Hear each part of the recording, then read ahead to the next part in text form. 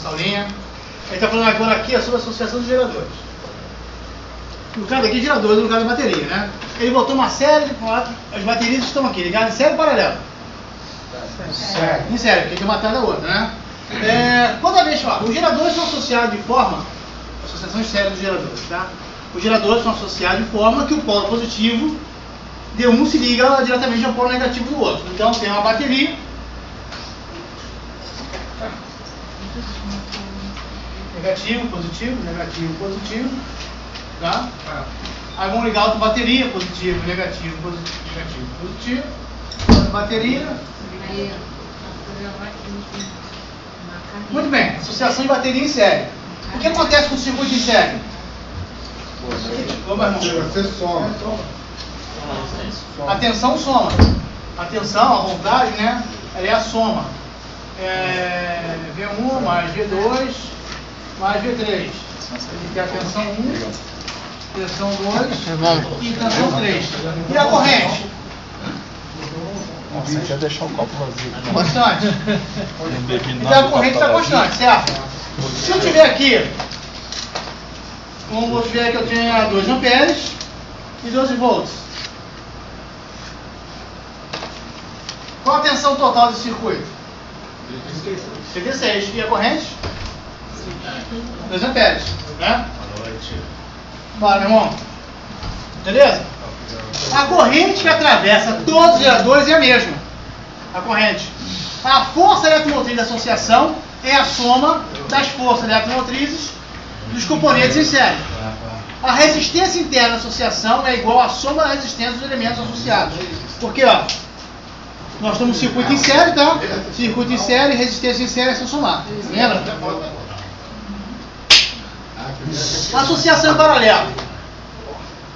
Tá? Alguma dúvida aqui? Tranquilo? Então deixa eu apagar aí. Associação paralela.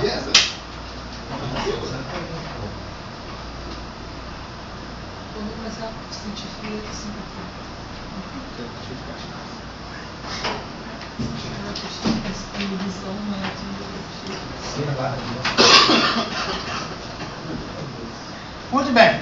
Nós temos aqui uma associação em paralelo.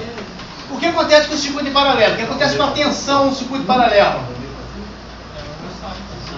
A tensão é constante. Então a tensão é constante. A voltagem é igual a constante. A corrente é a soma das correntes parciais.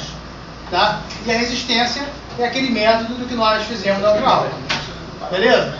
Então, se eu tiver aqui esse circuito, eu tiver 6 volts, 6 volts e 6 volts. Quanto é a tensão desse circuito todo? 6 volts. Porque a tensão permanece a mesma. A resistência vai ter que calcular. Tá? Vamos supor que agora, ao invés se tiver uma aqui com 12 volts, como é que fica? Hein? Fica maior. Vai ficar maior. Ok? 6 volts, 6 volts, 6 volts. Vai ficar, meu irmão, 6 volts. Se a gente vai uns 12 volts no meio, vai ficar maior. Tá? Beleza? Vou apagar. Beleza, né? Vamos lá.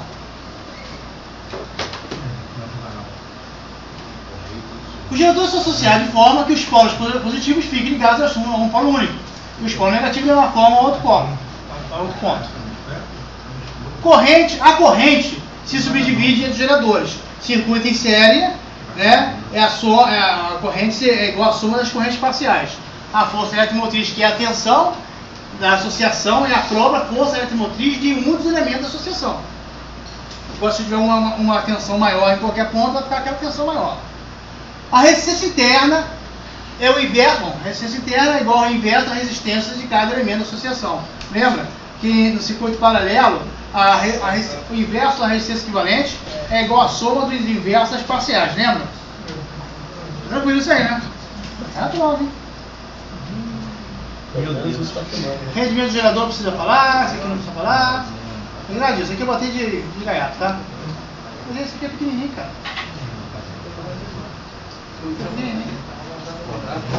Então, vou fazer um teste aqui, já falei da outra aula, professor. Mas você não fala não, tá? Você não fala. Isso cai na prova, tá? Isso aqui vai cair na prova. Se tu na prova, eu boto isso aqui. Eu tenho... Aproxima mais pra gente ver. Levanta, vai lá, cara. É um exercício, tá? Eu tenho 4 baterias de 12 volts, cada uma com 800 amperes. Você já fez, hein? Eu fiz, eu vou acertar então. Lembra? Pra ligar em sério, então onde você falou. Tá, eu quero montar agora uma bateria uma bateria única de 12 de 1.600 amperes com 24 volts. Não, eu quero de Ah, mas foi essa que caiu, velho. Essa aí eu estudei. Não complica não, né? Eu quero botar uma bateria aí de... Não começa a complicar não. Ah, peraí. Agora vai mudar tudo. Aí não sabe não. Não sei não. Liga uma na outra aqui. Vai mudou lá. Eu quero montar um circuito de 18 volts, 1.600 amperes. Ué, é simples. Uma de 12 com uma de 6. Aí embaixo faz aquela paradinha pra baixo assim e tal. E pronto, foi. 1.600 em cima. Pá. Desenhando é mais fácil. Desenhando é mais fácil. Aí eu faço 12 volts? 12, vai. Pega uma de 6. 6. Isso aí. Aí somou as duas da 18 Ah, volta volts. quem? Sério ou paralelo? Sério. Sério. É sério. E embaixo é paralelo. Aí vai dar 1.600 lá em cima. Já passou, não precisa nem fazer a prova. Esse não precisa fazer a prova. Não é isso, não é? Quando esse ensinou certinho pra gente. Caramba lá, vem. Cai? Não, se cair assim tá tranquilo. Tá bom? Se cair continua, Não pode mudar. Vamos falar sobre semicondutores. Assunto mais nervoso. Depois disso aqui, gente, o que eu vou fazer? Eu vou dar uma repassada na apostila para ver se eu deixei de fazer. Tem algumas coisas que eu deixei de fazer aí. Eu vou dar uma repassada na apostila para poder não deixar passar nenhum assunto, tá? Vamos lá. Semicondutor. O que são semicondutores? O semicondutor é algo cuja propriedade está entre um condutor e um isolante. Ele não é nem um isolante, tá? Que não deixa passar nada, e nem é um condutor, um bom condutor, tá? É no meio. Então, o que é resistividade? Resistividade é a magnitude da resistência de uma substância. É representada pelo valor característico da substância, que é chamada resistividade. O que ele está dizendo? Cada substância, cada elemento, cada condutor, mesmo sendo um condutor, ele tem uma resistência. E essa resistência, ela tem um valor, que é dado em resistividade, tá? Então, resistividade é a magnitude, é o tamanho da resistência, tá? Que esse condutor pode ter. Lembra quando nós aumentamos a área, aumenta ou diminui a resistência? Quando aumentamos a área da seção transversal, ele diminui a resistência. E quando aumentamos o comprimento do condutor, ele aumenta a resistência. Quando a área transversal de uma substância é de 1 metro quadrado e o comprimento dele é 1 metro, a resistividade corresponde ao valor da resistência.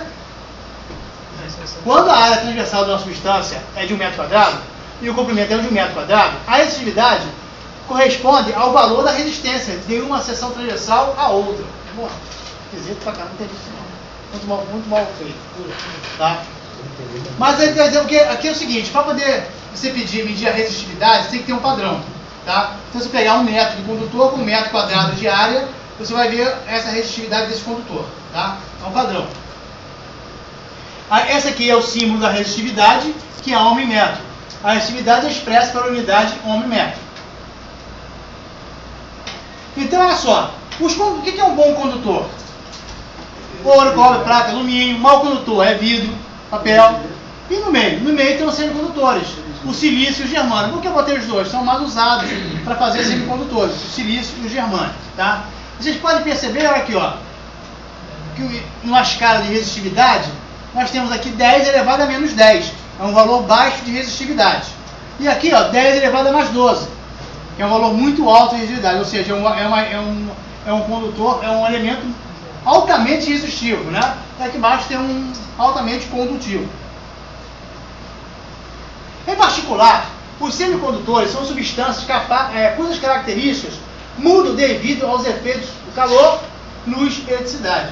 Então o semicondutor, mesmo ele não deixando nem passar nem muita nem pouca corrente, né, ele está no meio, mas dependendo da característica do ambiente, ele pode aumentar ou diminuir essa resistividade dele, tá? Os semicondutores podem conter substâncias como silício e germânio. Componentes como diodos ou transistores, que são fabricados para o uso com o uso de semicondutores, são chamados dispositivos semicondutores. Nós vamos falar sobre diodos e sobre capacitores com transistores aqui nessa aula. Silício ou germânio são elementos, mas o semicondutor que é feito de 2 ou mais elementos, como arsenito de galho, é chamado de semicondutor composto. Se eu tivesse semicondutor só de silício ou só de germânio, ele não seria composto, seria simples. Tá? Mas se eu tiver arsenato de galho, que é uma substância, que é o galho mais o arsênio, tá? É a mistura do arsênio mais o galho. Só não precisa decorar isso não, só para você ter ideia. Também existem casos em que uma pequena quantidade de impureza é misturada ao silício e ao germânio. Esse processo é chamado de dopagem. E o resultado é chamado de semicondutor extrínseco. Ou seja, porque, ó meu irmão, beleza? Cara, não tem cara não. Você assistiu aqui? Hã? Você assistiu aqui? Não, você? O que eles fazem com o semicondutor? Para poder alterar a resistividade dele, eles misturam esse semicondutor com outras substâncias. Tá? E essa mistura tem o nome de dopagem. Tá? Isso é importante. Ó, prova. O processo, a mistura, quando se mistura um semicondutor com uma impureza, esse processo chama-se dopagem. Geralmente, a matéria-prima mais usada em semicondutores é o silício. Tá?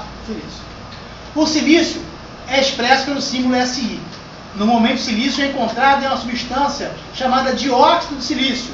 E geralmente é usado como matéria-prima de semicondutores. A pureza do silício é quase 100%, ó. Praticamente 100%. A pureza dele. Então, o átomo do silício tem 4 elétrons de valência na sua camada mais externa, que é o átomo dele. 4 elétrons na última camada. Tá? Logicamente, esse vai ter quase um opositor, né? Ele está afastado do núcleo, tem bastante elétrons na última camada. Esses átomos contribuem em conjunto com 4 elétrons para formar uma rede cristalina sólida. Eu vou mostrar para vocês aqui. É o cristal de silício. O cristal de silício não tem elétrons que possam se mover livremente. Então, dificilmente, a eletricidade vai passar por ele. Opa, se eu pegar esse átomo aqui, essa matéria-prima de silício, por ter 4 átomos na última camada e eles se ligarem muito fortemente, não vai ter elétron livre, concorda? Então, não vai ter condutibilidade. Tá? É por isso que a gente joga uma outra substância ali dentro para misturar, para fazer com que sobre pelo menos um elétron ou falte, para poder ter condição de o elétron livre poder circular. Se um elemento, olha só, se um elemento com 5 elétrons de valência, como o fósforo, agora que é importante, for misturado a um cristal de silício, eu tenho 5 elétrons na última camada do fósforo e tenho 4 de silício. Tá? For misturado com um cristal de silício, fósforo e silício, o fósforo e o silício se ligam e um elétron de valência fica livre. Eu pego o fósforo e misturo com o silício. O silício tem 4, o fósforo tem 5. Misturei. Pô, aqueles 4 do silício se juntaram. Sobrou um do fósforo. Então esse que vai sobrar vai ser o que vai circular. Tá? E se torna um elétron livre, esse último que sobrou. Isso faz com que a condutibilidade elétrica desse semicondutor aumente. Lógico, já tenho um elétron livre. Esse semicondutor é chamado de semicondutor tipo N, negativo. Por que negativo? Porque eu tenho um elétron a mais. O elétron é negativo? O elétron é carga negativa? Tá? Então eu tenho um elétron a mais, ele é um condutor tipo N. Pois o elétron que tem carga elétrica negativa se torna o portador de eletricidade. Tá? Agora vamos supor que nós misturamos o silício com um pouco do elemento boro, que tem 3 elétrons de valência. O boro e o silício, o boro liga, mas existe um valor vazio deixado no espaço que não tem elétron. Vou mostrar a vocês. Porque na realidade o silício vai se ligar, ele vai se ligar no boro e o outro átomo do silício vai se ligar no outro do silício.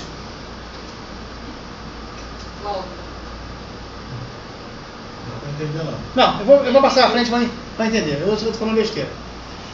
Na realidade aqui, o que vai acontecer? Quando se mistura o boro, ele vai sobrar um espaço dentro da mistura, um espaço.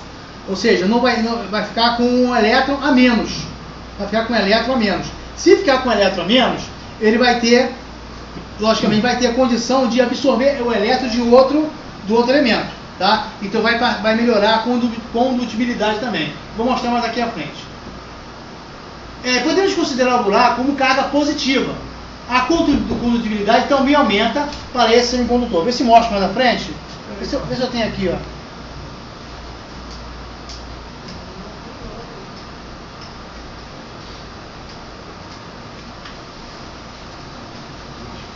Vê se eu tenho aqui uma paradinha aqui.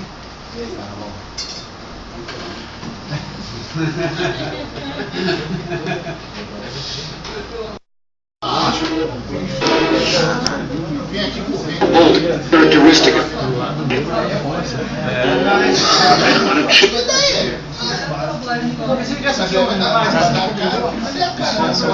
vendo um documentário. Deixa eu falar pra mim, você vai acontecer no documentário. Os caras segurando Olha um copinho d'água entre os amigos aqui no fundo, hein? Aqueles que aparelham tão bem o pessoal, né? Você não ouviu, não? Deixa eu falar disso. O negócio da Vivo, cara, Porque na verdade, muito lento. Uma coisa chamada acelerador do parquinho. Só assim é proveitoso. O tempo. 1, 2, 3, 4.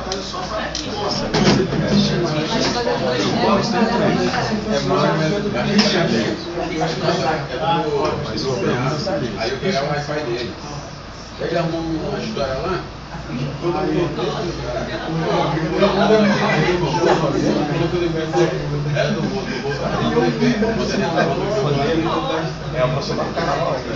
é uma pandeirona. Só faltou uma bolinha nesse aí do meio. Oi? Faltou uma bolinha nesse aí do meio. É só 3 mesmo?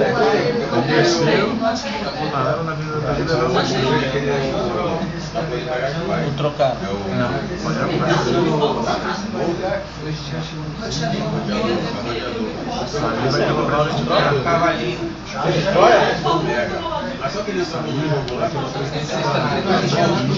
Explica aí, Ronaldinho. Apesar disso, não tô entendendo não. Se você é apoiado do cara, não tá entendendo, imagina. Olha só, gente, eu não consegui desenhar. Mas é o seguinte, quando misturo com boro, primeiro misturei com fósforo, tá? Os fósforos sobrou um elétron. Quando misturo com boro, na realidade, ele fica faltando um elétron. Tá? Ele fica faltando um elétron. Quando misturo com boro. Quando eu misturo com fósforo, sobra um elétron. Quando eu misturo com fósforo, com boro, ele falta um elétron. Tá? Então ele vai se tornar positivo. Não estou conseguindo desenhar. Tá? Se eu conseguir ver algum desenho para poder explicar melhor, eu trago semana que vem, na quarta-feira. Tá? Senão eu não vou conseguir nem dar continuidade na aula e não vou conseguir desenhar aqui. Tá bom? Estou com a cabeça, não estou conseguindo imaginar ele aqui. Tá bom? Então o macete é o seguinte. O boro é positivo. O boro, quando ele misturado com boro, ele fica um semicondutor tipo P. E quando mistura com fósforo, ele fica tipo N, negativo. Tá? Esse tipo de semicondutor é chamado semicondutor tipo P. Porque o buraco que tem carga elétrica positiva se torna um portador de eletricidade, lógico, vai poder receber elétrico. Uma substância formada por uma mistura de um elemento como fósforo e boro em um cristal puro de silício é chamado semicondutor excítrico, extrínseco, ou seja, um semicondutor que está misturado com boro ou com silício. Então, se misturar um semicondutor que é puro com boro ou com silício, ele vai virar um semicondutor explícito, tá? Não precisa decorar essa palavra não. Beleza. Então vocês entenderam como é que é feito o semicondutor? O semicondutor é uma substância pura, que ela não vai transmitir, ela não vai deixar... Não, tira a toma. Não, você aqui não lembra, cara. Fez a primeira prova? Fez a prova? Não fez não? Fez a prova, fez não? Não, ele tava aqui Samã, vendo o jogo do Vasco. Não, fez a prova, fez? Não. Fez não? Se quiser, ela tem prova hoje, já fazer? Vou fazer, eu quero fazer hoje. Você já prova você mesmo. Chegou o alemão. Quer mais prova não? Chegou o alemão. Chegou. Vamos fazer. Prova tá bom. Eu quero fazer também. Já fez, pô. Chorar, mas não tinha chorar, mas tirou 10. Os caras choram pra caramba e tiram 10. Não, tirou 10, mas teve outro aí. Então, olha só. O semicondutor não transmite nada, ele não consegue transmitir corrente elétrica. Não tem passagem de corrente elétrica, tá? O que eu preciso fazer? Eu misturo uma substância nele. Esse nome se dá o nome de dopagem. Então eu dopo o semicondutor. Vai ser com dopo.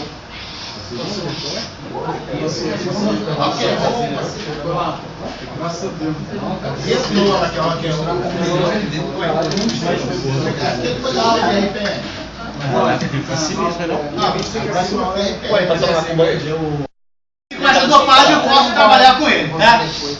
Agora vamos falar sobre a utilização do semicondutor. Falei que era o semicondutor, agora vamos falar da utilização do semicondutor. Primeiro vamos falar sobre os diodos. O que é um diodo? O diodo é basicamente uma válvula unidirecional no sistema elétrico.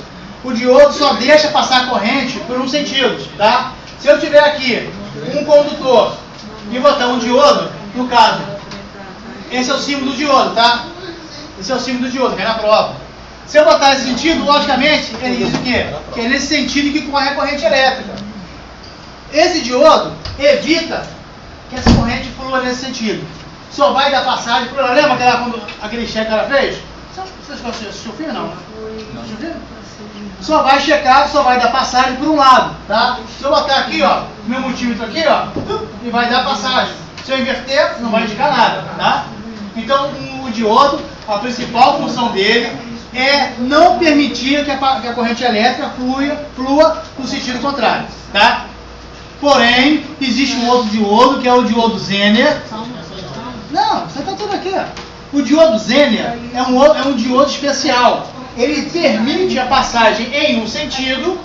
O diodo Zener, ele tem, estou mostrando o filme, nele tem a tensão que ele pode trabalhar. A tensão dele que ele trabalha. Tá? No filme mostrou que era 5,6 volts. Tá? No filme mostrou que foi 5,6 volts. Se passar uma tensão de 3 volts aqui nesse circuito, nesse meu diodo Zener, que ele tem um símbolo um pouco diferente, ele tem um símbolo assim, ó, um pouco diferente. Diodo comum e diodo Zener. Tá? Comum e Zener. Se passar 3 volts, só vai passar para um lado. 2 volts, 4 volts, só no sentido. 5 volts no sentido. A partir do momento que eu aumentei essa tensão para 5,6 volts, ela vai poder passar para lá ou para cá. Ok? Se eu tiver 5, se aqui do lado tiver 3 volts, não vai me passar, vai passar daqui para lá. Se é 6 volts, vai passar daqui para cá. Tá bom? É a diferença do circuito do diodo Zener para os outros diodos, tá? Mas a função principal do diodo é você exercer uma unidirecional elétrica do circuito. Beleza? Então vamos falar sobre o diodo. Oi?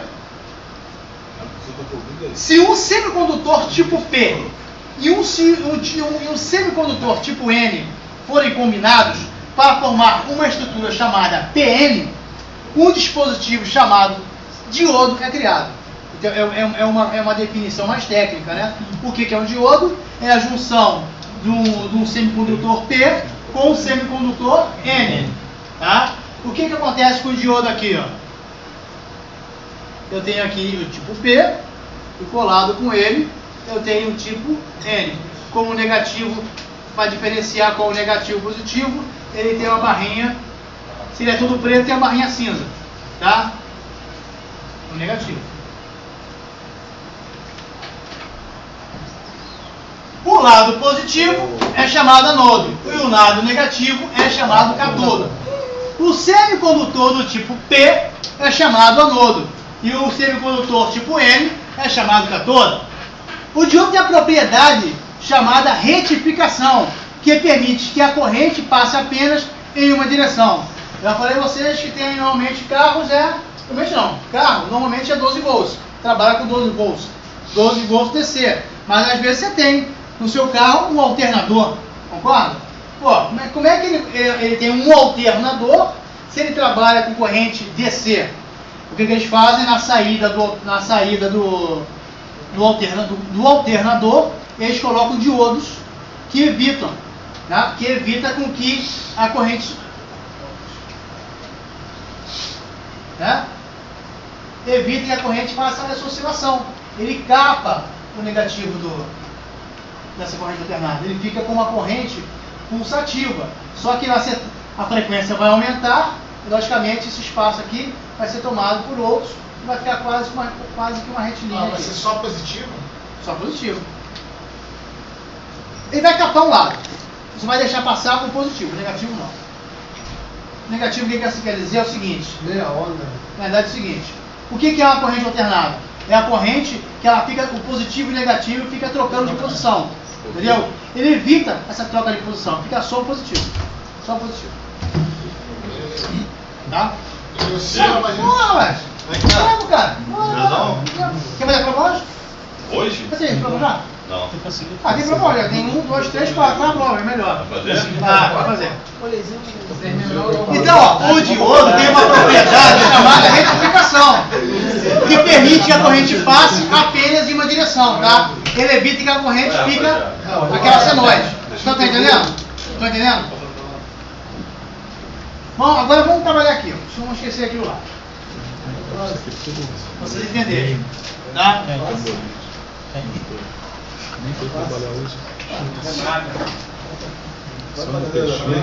Como é que funciona um diodo?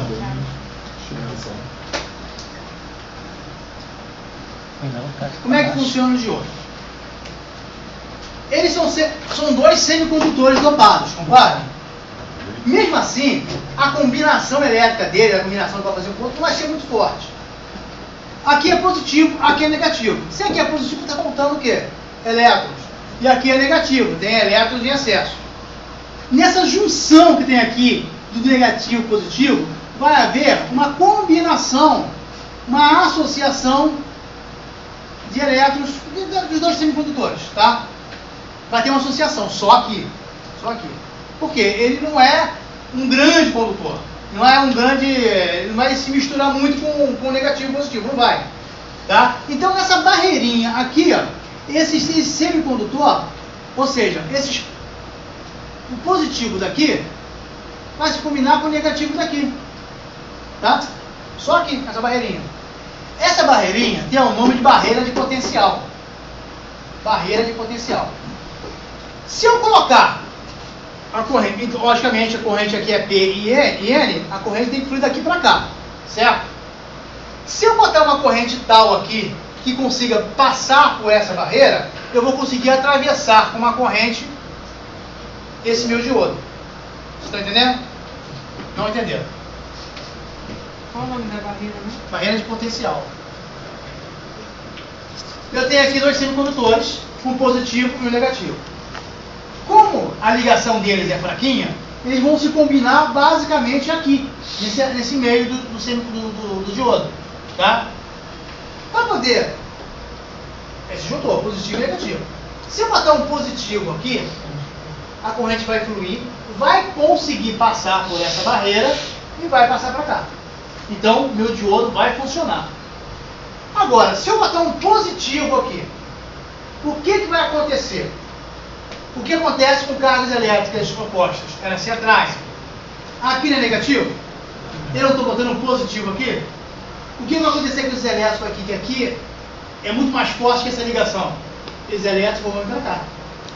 Se os elétrons vierem para cá se juntar a esse positivo, o que vai acontecer com essa barreira? Ela vai aumentar. Os elétrons vêm para cá. Ela vai aumentar. Ou seja, vai criar um espaçamento maior entre eles.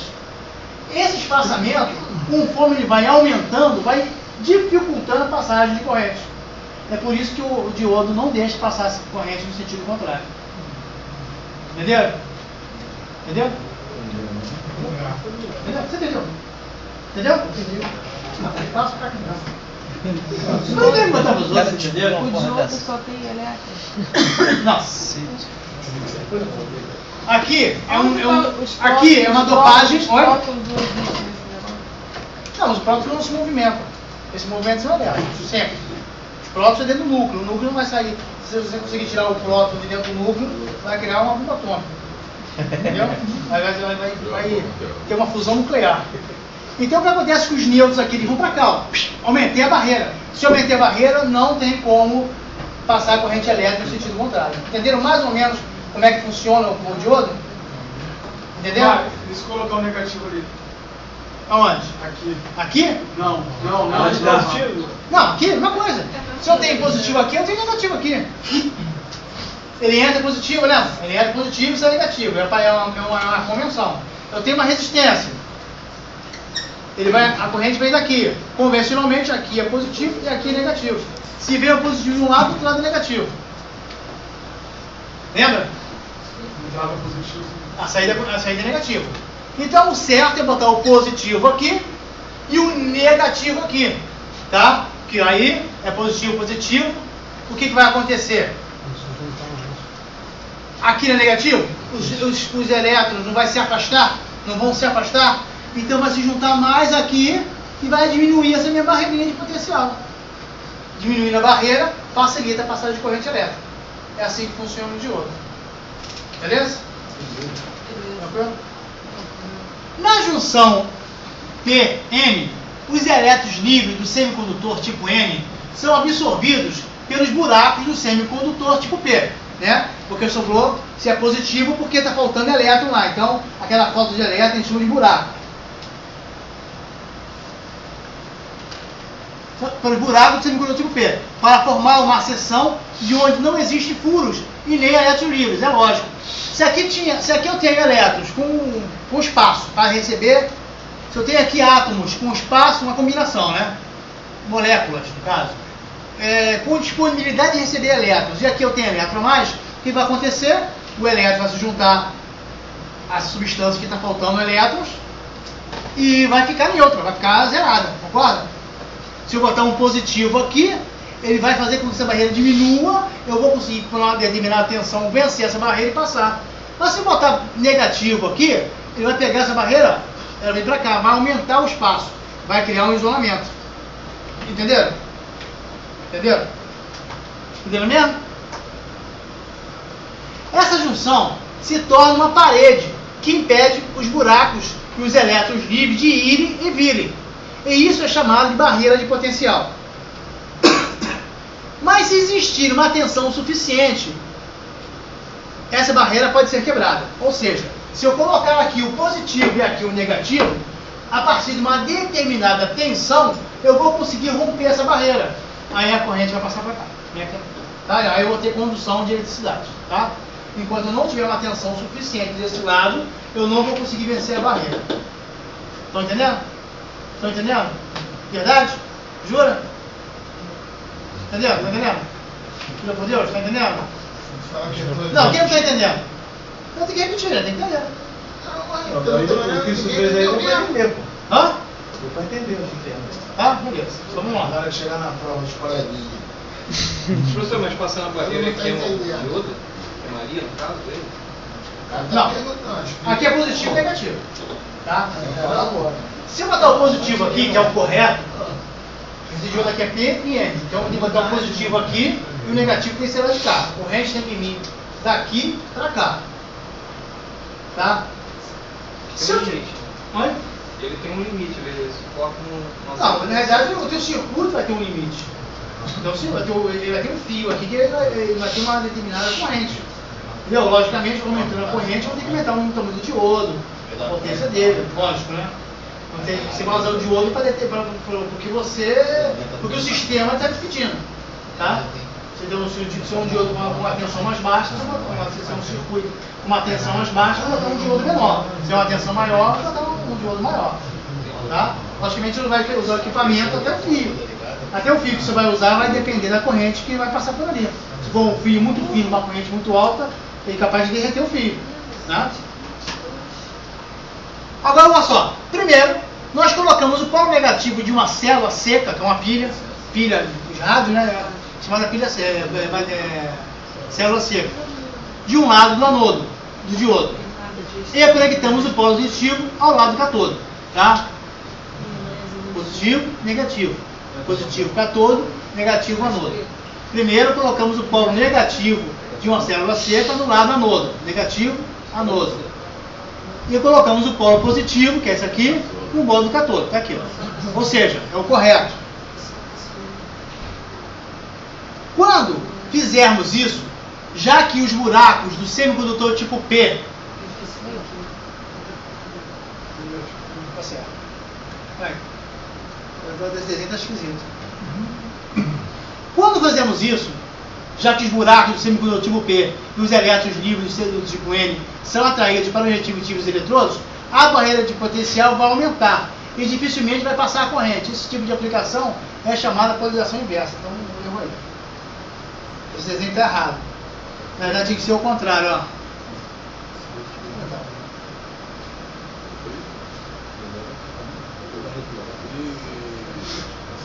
Desculpa.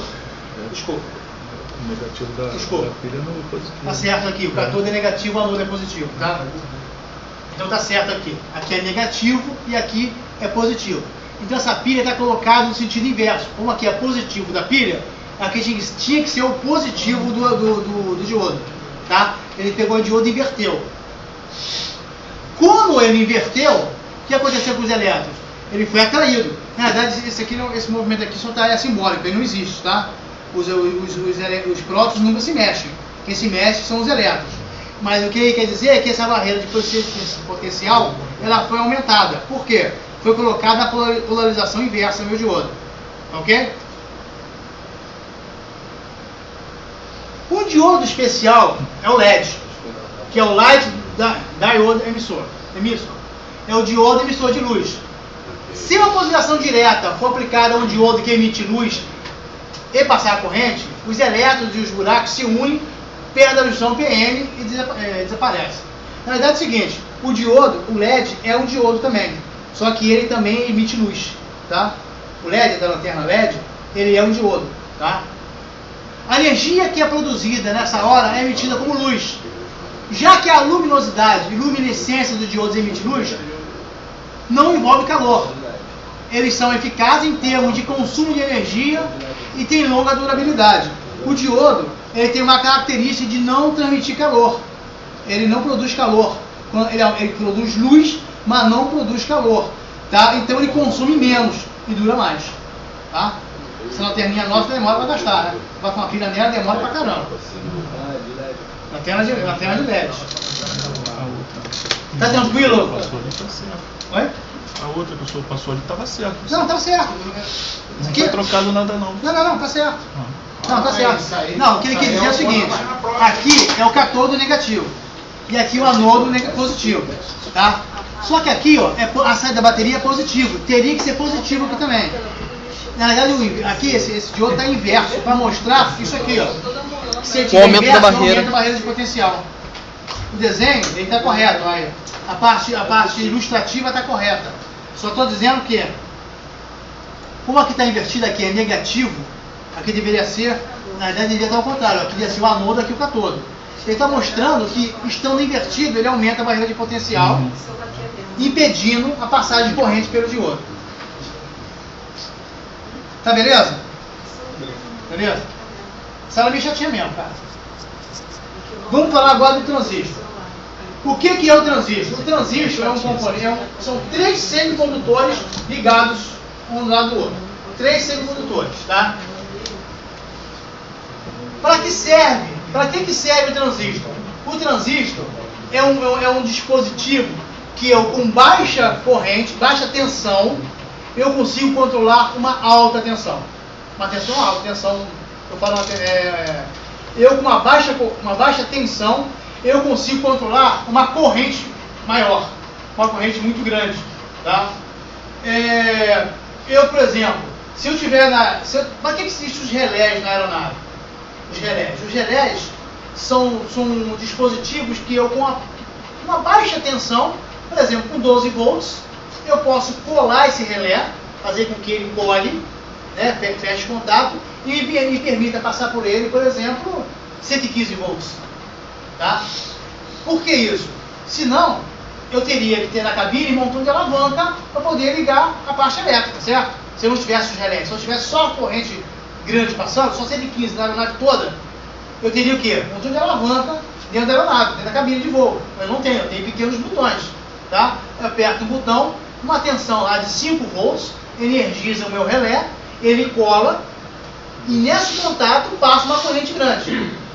Tá? Senão teria, só alavanca dentro da aeronave, para poder passar a corrente, vem de lá, passa por aqui, vai para lá. Vou dar um exemplo. Eu tenho a coisa. Ele gosta de mexer com força, isso. Agora tá gostando.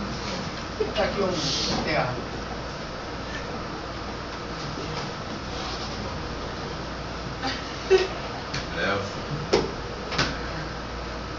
O negócio tá todo arrepiado.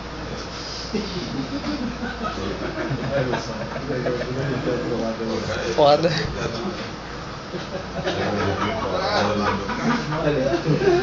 Não, bala aí, chiclete, alguma coisa. Tá? Então aqui, ó, eu tenho aqui uma bateria, minha bateria, tá? Eu tenho um pequeno switch dentro da cabine. Então, fechei o switch.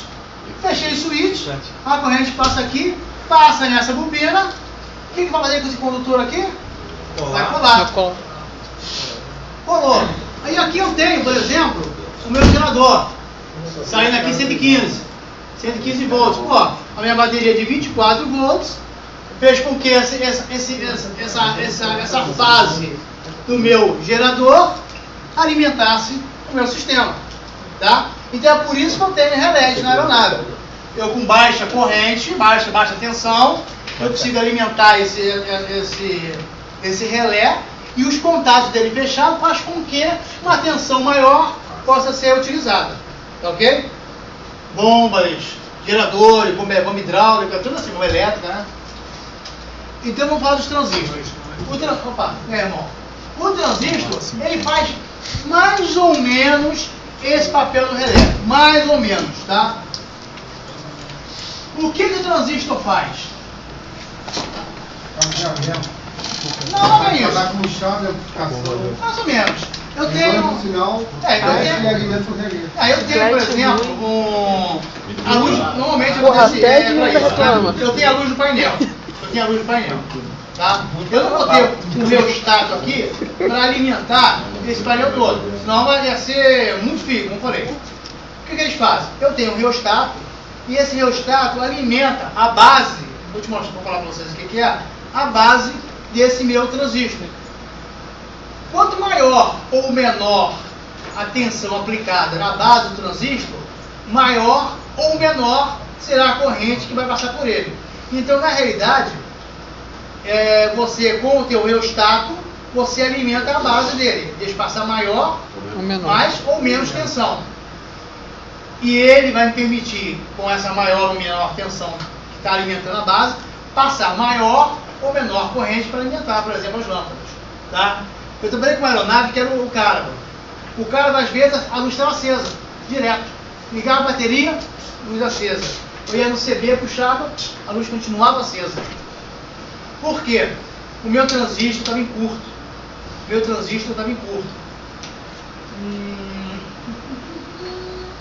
Aqui eu tinha o barramento, eu tinha aqui o meu transistor e eu tinha aqui as lâmpadas.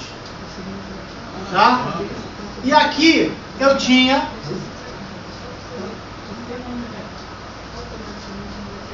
o meu resistor variável, que ele era alimentada por uma fonte qualquer, tá? Fonte CB, tá? O que acontecia? Eu ligava a aeronave, a bateria ia alimentava isso aqui, o meu reostato, que eu tinha no meu conduteirinho para aumentar ou diminuir a resistência, alimentando a base do meu transistor. Aí aqui no barramento de 24 volts, por exemplo, ele passava por aqui, pelo emissor, transmissor, alimentava a minha lâmpada. O que acontecia? Dava um problema aqui dentro, ele ficava quase que ligado direto. Eu puxava esse CB aqui, ó, e não adiantava nada. Eu tinha que fazer, trocar o meu transistor. Mas só que hoje eles já estão usando o contrário, né? Estão usando circuitozinho que não vai direto, alimenta primeiro o relé, para não ter esse problema aí, estava dando de aquecimento. Aquece, ele aquece muito. Agora tem um circuito que você passa pelo transistor, para depois alimentar um relé, e o relé alimentar uma Coca-Cola ou outras coisas. Sim, para poder não... Os circuitos novos, né? Estão sendo assim. Não, esse do cara é assim. E realmente, ele dependendo do resultado correndo por porta, torra ele. Ele quer, torra mesmo. E se por acaso fechar um curto aqui, ó, queima ele. Queima um olhinho. Muito bem. Vamos falar então agora dos transistores, né? Mais especificamente, com mais detalhes.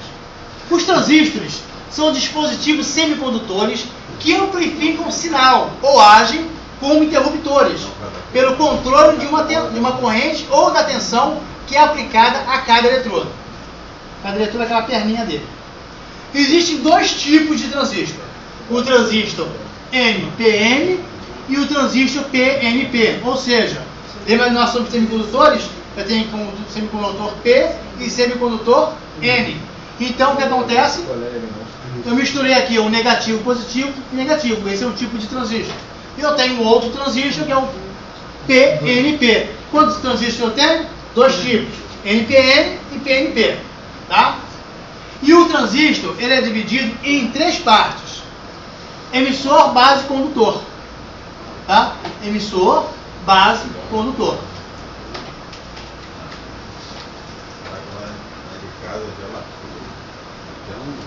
Se um transistor NPN for conectado como abaixo, os elétrons do conector são puxados para o polo positivo, onde se acumulam. Por outro lado, os elétrons no emissor são empurrados para o polo positivo, blá blá blá blá blá blá, que eu vou falar aqui, que é melhor.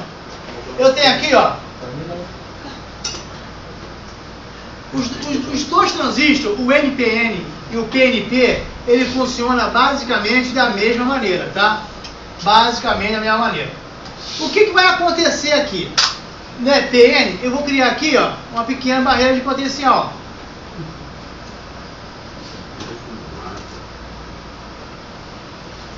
Tá? Aqui é...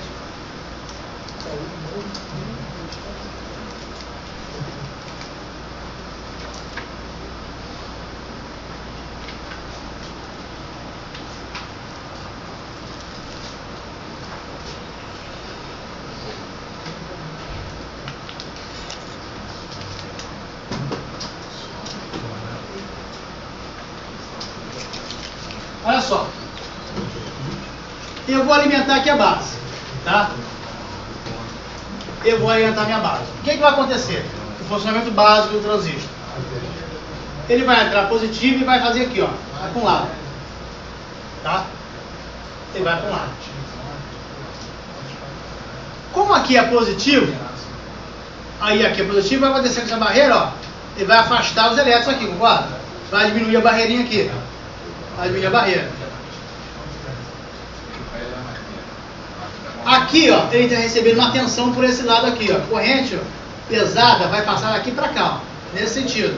O que vai acontecer? Eu diminuir a barreira aqui, eu vou permitir que minha corrente flua daqui para cá. Vocês entenderam? Entenderam como é que funciona o transistor? Você alimentou o meio ali? Alimentei o meio. Ele foi para lá. Por que está alimentado o seu celular? Ele veio aqui e entrou no P. E ele foi para lá. Ele foi para lá por quê? Porque aqui é positivo, aqui é negativo. Ah, tá. Se fosse contrário, ele ia para aqui. Tá? Aqui é positivo, aqui é negativo. Tá? O que devo fazer para que a eletricidade possa passar? Se tivermos mais de uma pilha seca e conectarmos a base de um polo positivo e emissor ao polo negativo, a corrente vai passar da base para o emissor. Ó. eu consigo passar para cá, positivo para o negativo. Tá? Isso aqui vai fazer com que essa barreira separe aqui, ó, e vai permitir, ó, que o negativo flua para cá, o positivo flua para cá. Você vai entender? Mais ou menos? Mais ou menos. Mais ou menos? É meio chatinho de entender. Porque eu até que tinha um filme aqui, cara, não tem. Bota só o desenho anterior, só pra mim escrever um. Não, outro. Não, antes desse daí. Aí. Emissor, base. Na realidade, esse curso aqui, ó, é só você ter uma noção do que é o transistor, do que é o diodo. Então, o que é o diodo? O diodo é um elemento, é um unidirecional do sistema elétrico. Ele só deixa a corrente passar, fluir em um sentido, com exceção do diodo Zener, que deixa passar pelos dois sentidos, desde que a tensão passe ao valor que está escrito no corpo dele. Tá? E o transistor? O transistor é um controlador de corrente, ou seja, a longa distância, eu, com o potenciômetro alimentando a base do meu transistor, eu vou permitir que esse transistor deixe passar maior ou menor corrente. Ok? Então o transistor é um coletor de corrente. Na realidade, se você perceber bem, o transistor ele está substituindo o relé. Quase substituindo o relé. É lógico que ele não vai passar uma corrente vai deixar passar 50 amperes com 115 volts, não é isso. Mas ele evita botar um relézinho menor, né? Para alimentar um circuito, vai ficar liga ou desliga. E se você botar um relé, você vai ligar ou desligar. Ele vai estar colado ou aberto. A luz vai estar acesa ou apagada. Ou seja, só que você voando à noite, aquela luminosidade do painel fica igual o carro, né? Você, à noite, ele fica ofusco. Você tem que diminuir aquela intensidade. E com o transistor você consegue fazer isso. Você diminui essa intensidade de luz. Beleza? Poderia ser até um reostato só? Poderia ter um reostato só. Poderia ser um reostato, mas aí você tem um controle maior, você tem fios mais finos para poder controlar. Tá? Tem transistor de grandes correntes, né? Que é o MOSFET, o GBT. Oi? Transistor de grandes correntes, que é o MOSFET. Também tem os GBT, né? Tem altas correntes também. Vamos fazer uma coisa rapidinho aqui? Vamos dar uma repassada na apostila só para ver se faltou alguma coisa a mais para a gente falar? Depois eu falo dos capacitores, tá? Isso aqui tem todo o computador.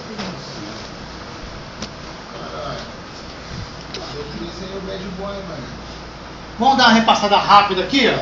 Basicamente, nossa aula termina semana que vem. Ó.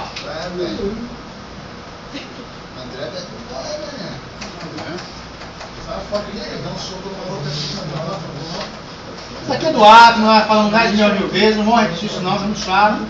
É parte muito básica, tá? Mola positivo e negativo e negativo se atraem. Campo eletromagnético, já falamos.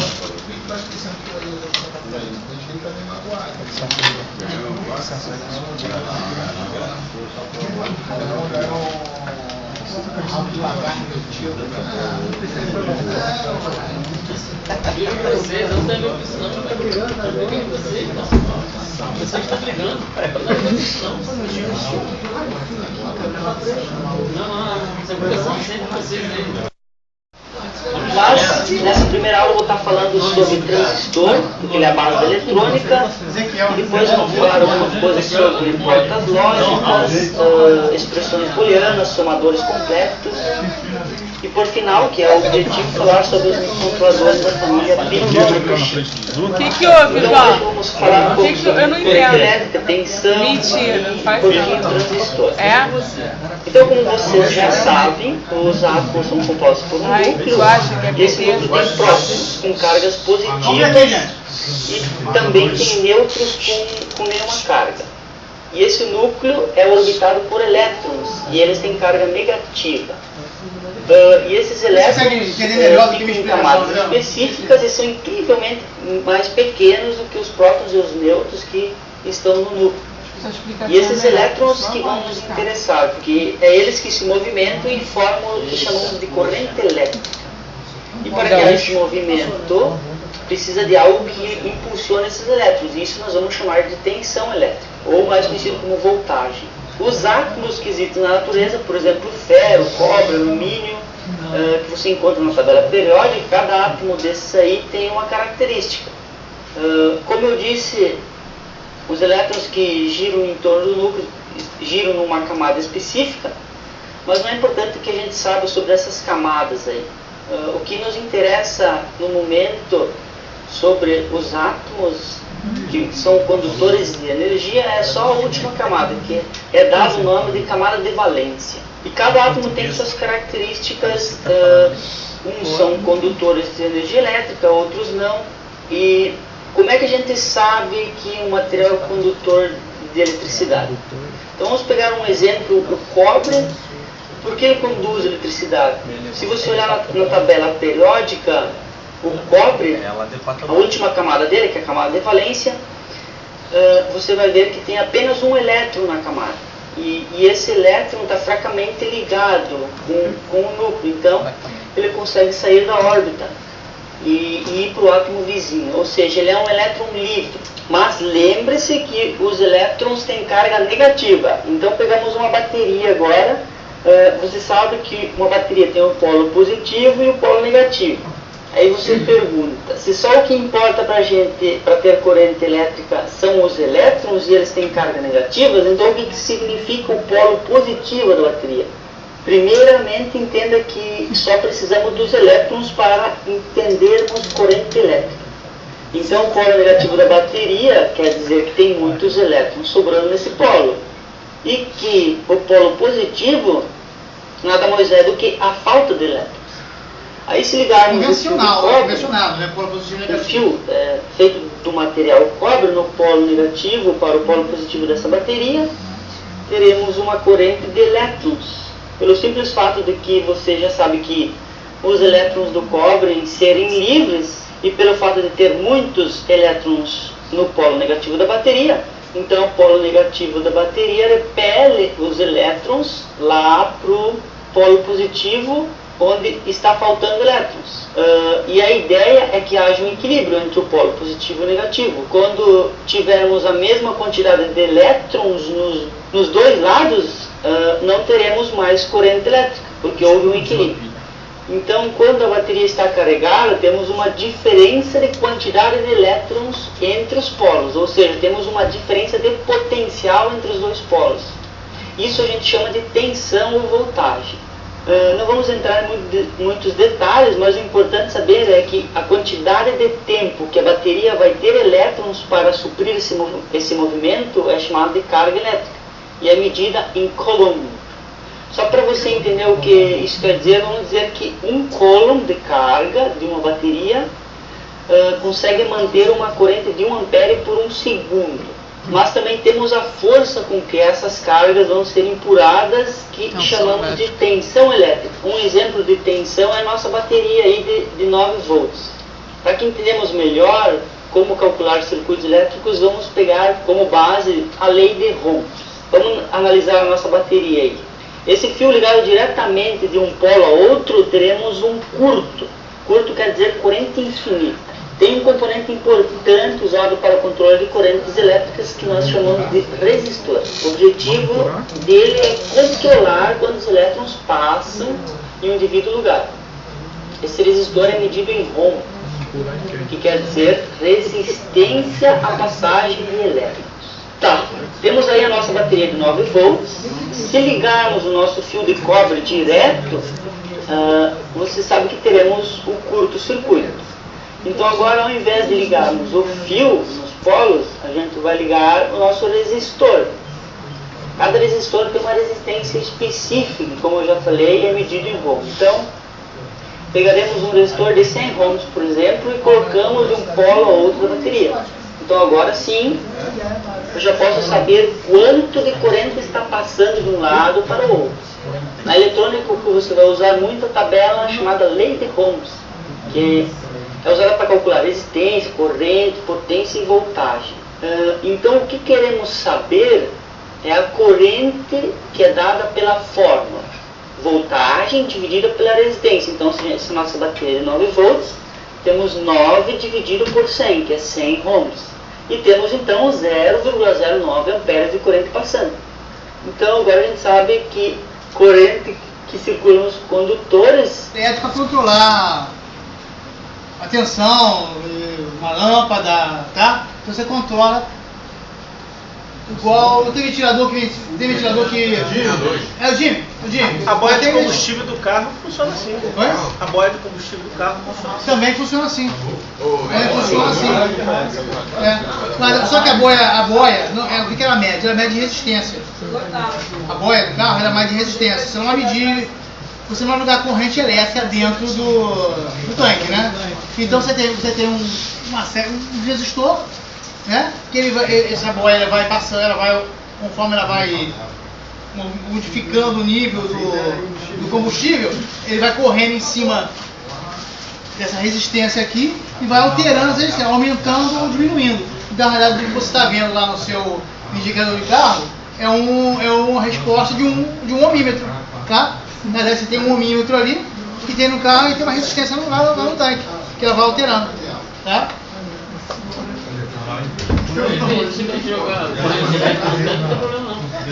Se a gente jogar corrente elétrica no tanque, não tem problema não. Não pode ser feliz. Mesmo que seja feliz. Você problema não tem oxigênio? Tá tendo de gás. Tem gás. Não, mas ali não. Lá dentro não. Lá dentro não. Você já acabou a cadeia. Não, mas você vai ter. Você pode ter um faiscamento. Não, mas não acontece nada. Não acontece nada? Você não tem oxigênio ali? Você vai pôr de combustível. Mas se você tiver você abrir a boca, é um sistema de segurança também. Né? Até o carvãozinho, a bomba. Tem cara que você pode pegar um cigarro e apagar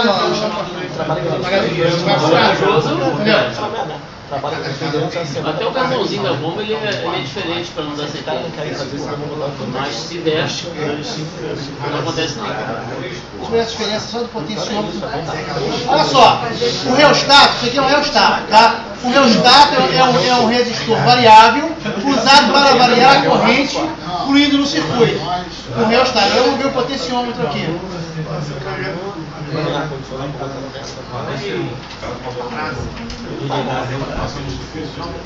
Emerson, tu passou direto em MSE? O potenciômetro tá logo embaixo.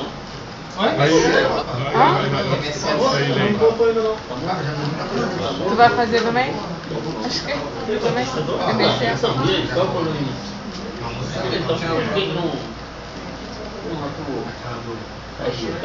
Tu vai fazer a MSE de novo?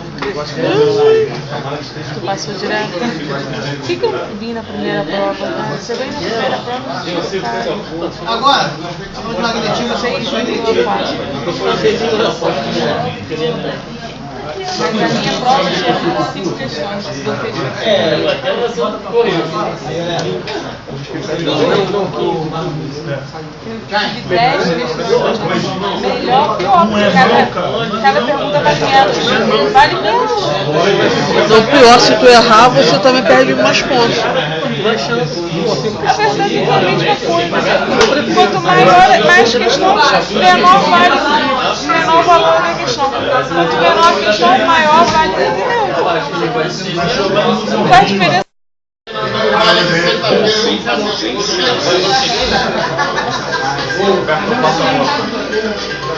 Eletromagnetismo, o campo magnético da Terra. Você percebe de que maneira, cara? Bem ilustrativo. Apaga aí, pessoal.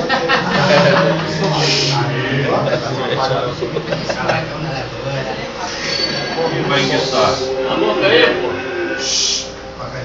Neutralizando todos os campos magnéticos, seres de outros planetas poderiam parar toda uma cidade. Meu Deus, que isso? Atualmente, porém, isso é só ficção científica.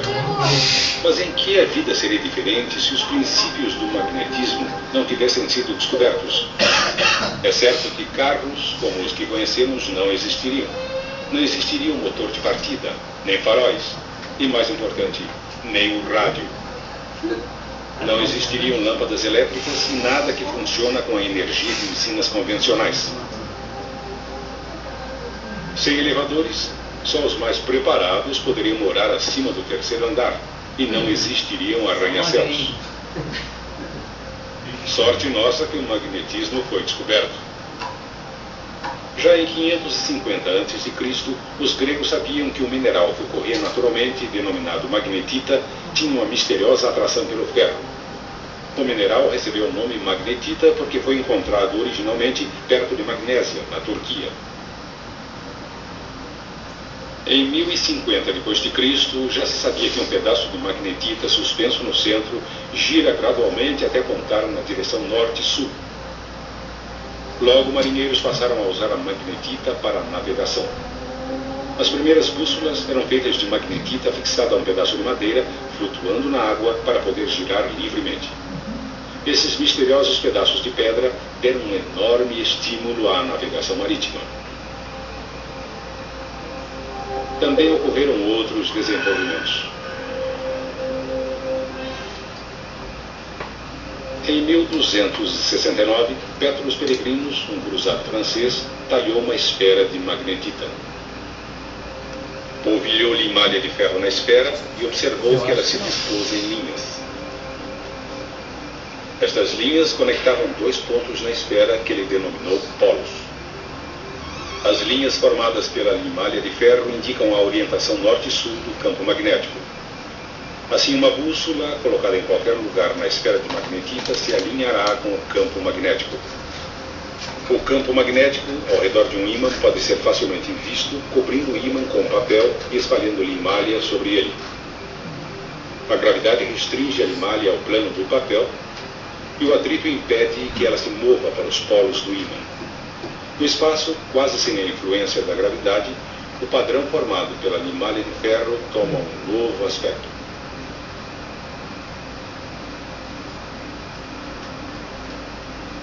A verdadeira natureza tridimensional do campo se torna claramente evidente.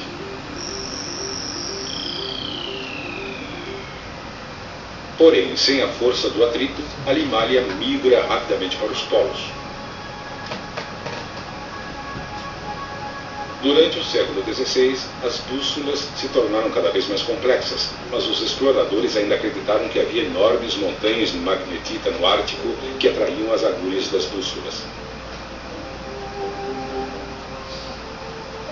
Em 1600, William Gilbert, cientista inglês, concluiu que todo o planeta era um enorme ímã com um vasto campo magnético estendendo-se entre dois polos.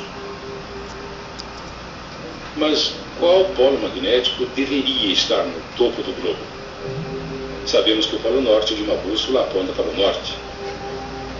E também sabemos que os polos opostos se atraem.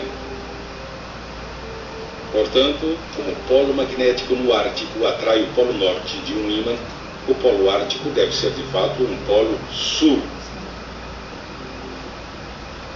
E o polo magnético antártico um polo norte.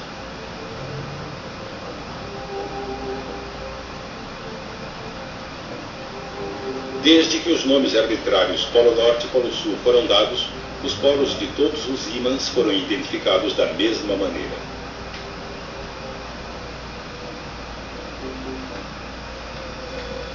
Por esse motivo, o polo ártico da Terra é considerado o polo sul de um ímã. Em outras experiências, Gilbert aqueceu um ímã até ficar vermelho e descobriu que ele perdeu suas propriedades magnéticas. Com seu núcleo fundido, o interior da Terra também é extremamente quente e, portanto, sabemos que ele não funciona como um grande ímã. Mas sabemos que os polos magnéticos certamente existem.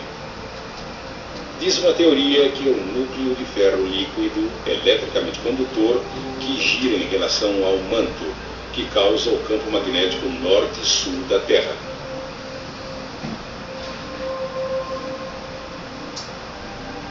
Porém, esses polos magnéticos não coincidem com os polos geográficos da Terra. Os polos geográficos são simplesmente as duas extremidades do eixo ao redor do qual a Terra gira e não são diretamente relacionados aos polos magnéticos.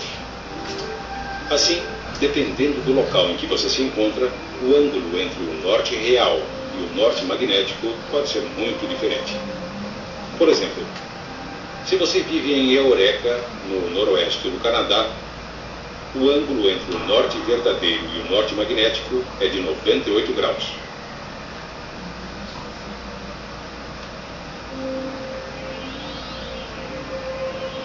Viajando para o oeste, Cristóvão Colombo foi o primeiro a notar pequenas variações nas indicações da bússola em locais diferentes. Ele determinou o sentido norte usando o Sol e as estrelas.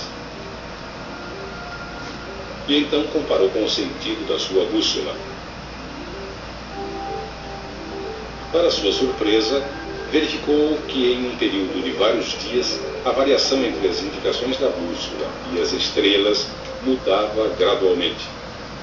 Porém, temendo que seus homens quisessem voltar, Colombo nada lhes contou sobre esta observação. O ângulo entre o norte magnético e o norte verdadeiro é conhecido por declinação magnética. Em Toronto, Canadá, a declinação magnética é de 9 graus a oeste do norte. Em Churchill, também no Canadá, a declinação é de 0 graus, porque uma linha que passa através do polo magnético e do polo geográfico também passa através de Churchill.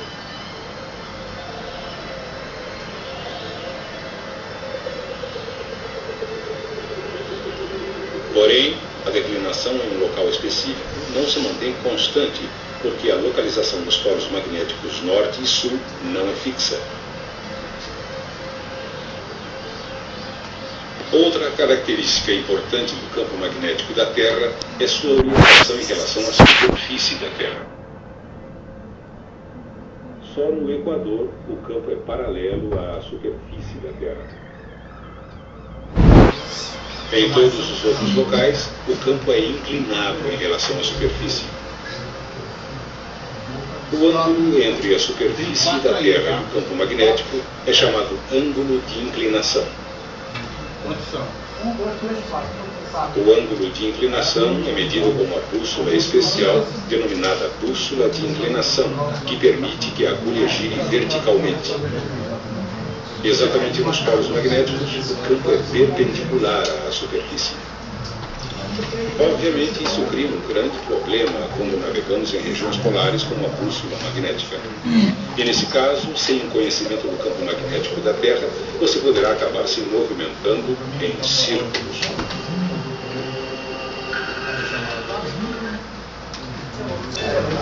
Como é que funciona o relé?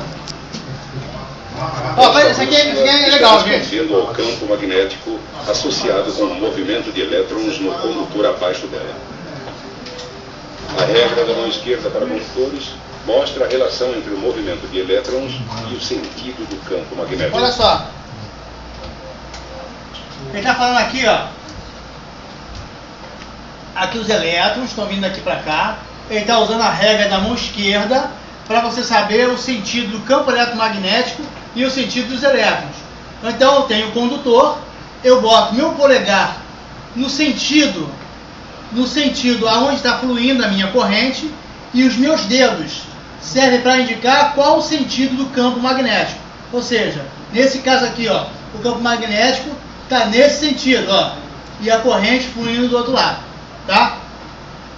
Só que tem uma coisa, na apostila de vocês, ele não está falando da regra da mão esquerda, ele está falando da regra da mão direita. Por quê? Porque na apostila de vocês está usando o sentido eletrônico, tá? O sentido eletrônico, ele flui do negativo para o positivo, certo? Certo. Então, ó, estaria ao contrário. E aqui, para nós, ele flui do positivo para o negativo. Então, ó, regra da mão esquerda. Então eu posso dizer que a regra da mão esquerda é para eu saber o sentido do campo magnético no sentido convencional, que vai ser o mesmo. Se vocês perceberem, vai ser o mesmo. Ó. Eu tenho um condutor. Tá? Aqui é positivo, aqui é negativo, no sentido convencional. Tá? Então, o campo magnético, ó, a corrente flui daqui para cá. Eu uso a minha mão direita, minha mão esquerda, com o polegar indicando o sentido da minha corrente. E o meu, como é que chama? Os meus outros dedos indicam aqui o sentido do campo eletromagnético. Tá? Só que na apostila ele fala o contrário. Regra da mão direita. Se vocês perceberem, o campo magnético vai ser o mesmo. Então, independente se ser convencional ou eletrônico, o campo magnético vai estar sempre no mesmo sentido. Entendeu? Se eu usar nesse condutor aqui, ó, daqui para cá, tá? Se fosse positivo aqui e negativo aqui, ó, logicamente seria o contrário. Vai ser o contrário, vai ser aqui, ó. Isso aí. Mais fácil. Negativo e positivo. Então, olha só. Sentido, ó, o polegar e sentido do campo magnético. Mas se for sentido convencional, eletrônico, então, ó, vai ser a mesma coisa. Concorda? Vai ser a mesma coisa. Vai ser a mesma coisa. O campo magnético vai ser o mesmo, nos dois sentidos. Aqui, ó. Positivo e negativo. Positivo fazer com a mão aqui. Então, positivo, ó. Eu estou fazendo aqui, ó. Positivo ou negativo. Sentido convencional. Convencional, olha aqui, ó. Sentido campo magnético, ó. Aqui, ó. Agora eu vou fazer o sentido eletrônico. Já a regra da mão direita, ao contrário. O campo magnético continua o mesmo. A mesma coisa é aqui, ó. Sentido convencional e sentido eletrônico. Você vai ver que meus dedos, o campo magnético será o mesmo, tá? Isso que ele quer dizer aqui. Com o polegar apontando no sentido do movimento dos elétrons, os dedos encurvados ao redor do fio indicam o sentido do campo magnético. Por outro lado, se o sentido do campo já for conhecido, a mesma regra pode ser usada para determinar o sentido do movimento dos elétrons. Como vimos nas experiências de Ørsted, uma agulha de bússola aponta no sentido do campo magnético ao redor de um condutor que conduz corrente. A mesma coisa acontece ao contrário. Se eu souber qual o sentido do campo magnético, né? Aqui eu estou sabendo qual o sentido da minha corrente. Então, o sentido da corrente daqui para cá. Qual é o sentido do campo magnético? É esse aqui. Eu quero saber agora, vou botar o contrário aqui, ó. Negativo e positivo. Eu sei que o campo magnético, ele flui daqui para cá, ó. Estava assim. Estava assim.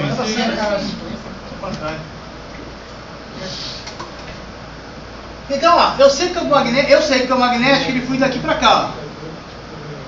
Daqui para cá. Pô, para onde flui a corrente? Olha, esses dedos aqui acompanham o sentido do campo magnético. E meu polegar indica o sentido da corrente. Tá? Então, qual a regra que eu uso para saber o sentido da corrente? A regra da mão esquerda. Tá?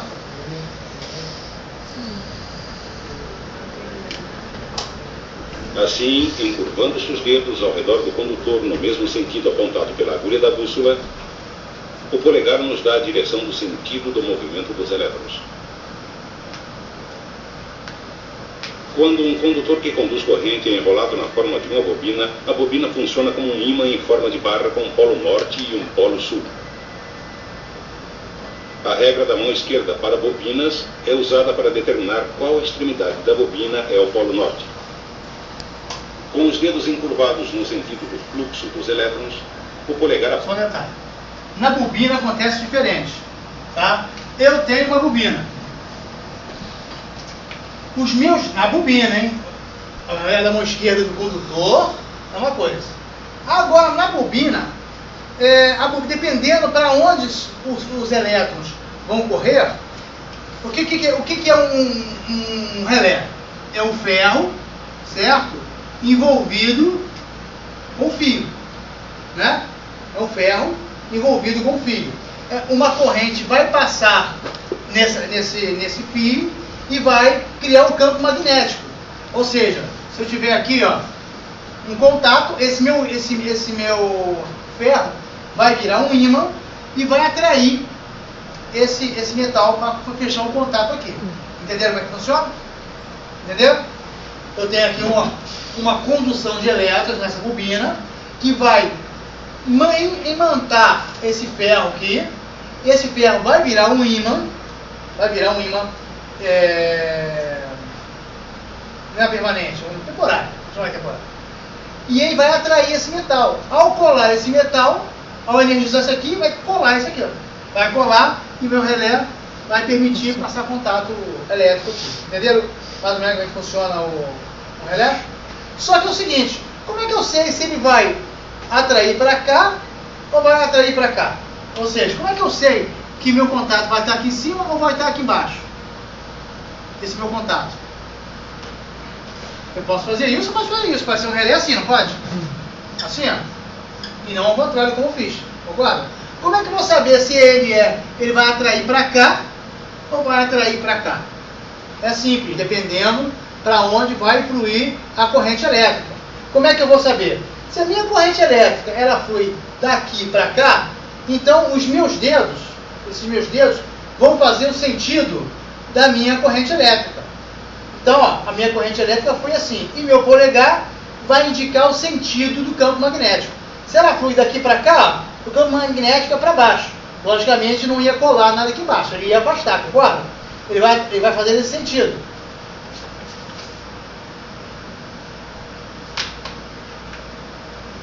Meus dedos indicam o sentido dos elétrons, e meu polegar o sentido do campo magnético. Ele vem de cima para baixo. Logicamente ele vai afastar esse contato. Então, eu vou ter que, então vai ser daqui para cá. Vai atrair de cima para baixo. Se os meus elétrons, ele flui ao contrário, ele flui daqui para cá, ou seja, daqui para cá, olha só, os meus dedos vão indicar o sentido da corrente. O meu polegar, o sentido do campo magnético. Logo, meu campo magnético vai trabalhar daqui para cá. E vou ter esse contato aqui embaixo. Entendeu? O sentido da corrente elétrica vai alterar o campo magnético, o sentido do campo magnético de uma bobina, de um relé. Ok? Vamos lá. Ponta para a extremidade norte da bobina. Como o campo ao redor da bobina é similar ao campo ao redor de um ímã em forma de barra, a bobina também pode ser usada para atrair objetos de ferro. Embora a bobina seja um ímã, ela é fraca demais para atrair muita coisa.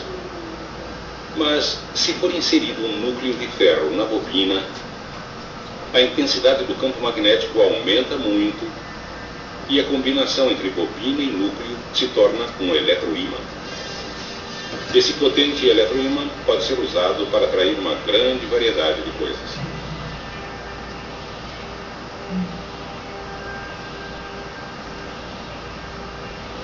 Quando a corrente que passa pela bobina é desligada, o campo desaparece e o núcleo de ferro deixa de ser magnético. Mas o que existe de especial no núcleo de ferro que faz ele magnetizar e desmagnetizar quase instantaneamente? Por que é quase impossível magnetizar cobre? E por que metais como o aço, uma vez magnetizados, retêm seu magnetismo por muito tempo depois que a corrente é desligada? Para as respostas, temos que observar mais atentamente um átomo típico. Quase todo o átomo consiste de espaço vazio. Sua massa é concentrada em um pequeno núcleo carregado positivamente. Girando ao redor do núcleo, encontram-se minúsculas partículas carregadas negativamente, denominadas elétrons. Para seguir seu movimento, vamos representar as trajetórias dos elétrons por órbitas circulares. O movimento de um elétron ao redor do núcleo é muito parecido com o movimento de um elétron através de uma única espira de fio em uma bobina.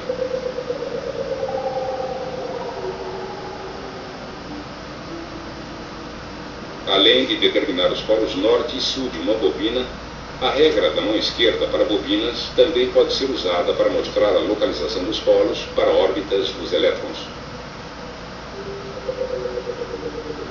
Cada órbita de elétron produz um campo magnético com um polo norte e um polo sul. Entretanto, o movimento de todos os elétrons é tão ao acaso que os campos magnéticos tendem a se cancelar uns aos outros. Mas não pense que isto é tão simples. Além de se moverem ao redor do núcleo, cada elétron também gira sobre seu eixo, produzindo ainda outro campo magnético. Novamente, a regra da mão esquerda para bobinas pode ser aplicada para mostrar o sentido do campo magnético do elétron. São possíveis dois sentidos de giro, resultando em duas orientações de campo diferentes. Normalmente, os campos magnéticos produzidos por esses elétrons que giram se cancelam, da mesma maneira que são cancelados os campos das órbitas do elétron. Assim, o resultado é que a maioria dos átomos não possui um campo magnético global. Materiais consistindo desses átomos não são atraídos a ímãs.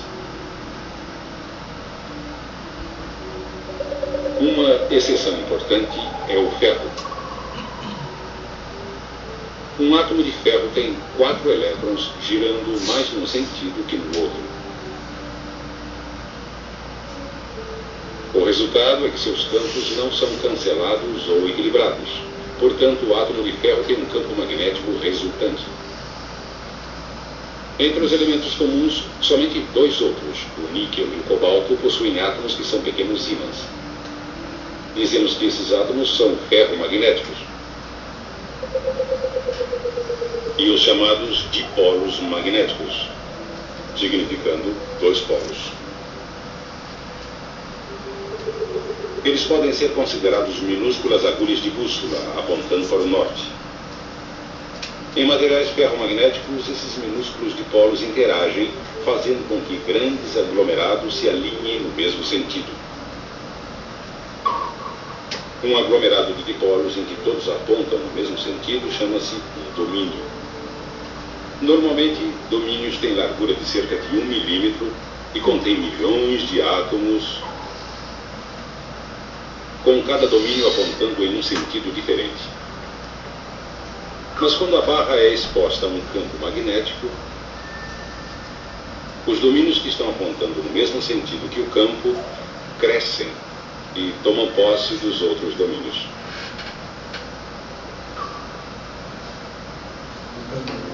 O núcleo agora possui um campo que é consideravelmente mais forte que o campo original da bobina. Quando o movimento de elétrons para, os dipolos perdem o alinhamento e, gradualmente, de novo formam domínios ao acaso. Mas, com o aço, os resultados são diferentes. Os átomos de carbono adicionados ao ferro para fazer o aço impedem que os átomos de ferro voltem a posições ao acaso quando a corrente é desligada. O resultado é que a barra de aço permanece magnetizada. Se a barra for quebrada, o alinhamento dos domínios permanece o mesmo em cada metade. E assim, cada pedaço passa a ser um ímã com 2 polos. Se batermos repetidamente em um ímã, os domínios podem gradualmente sair de seu alinhamento. Aquecer um ímã a alta temperatura também faz os átomos saírem do alinhamento, transformando o ímã em uma barra de aço comum. Quando o metal resfria, os átomos formam um conjunto de domínios ao acaso. Mas, se a barra de aço quente for colocada em um campo magnético potente e depois resfriada, os domínios formam novamente um alinhamento forte e uniforme no sentido do campo magnético. Agora, quando a corrente é desligada, os domínios permanecem alinhados e a barra de aço se torna de novo um ímã permanente. Mas o que acontecerá se colocarmos um condutor que conduz corrente em um ímã? A resposta encontra-se no princípio do motor. Tá bem. Grande parte dos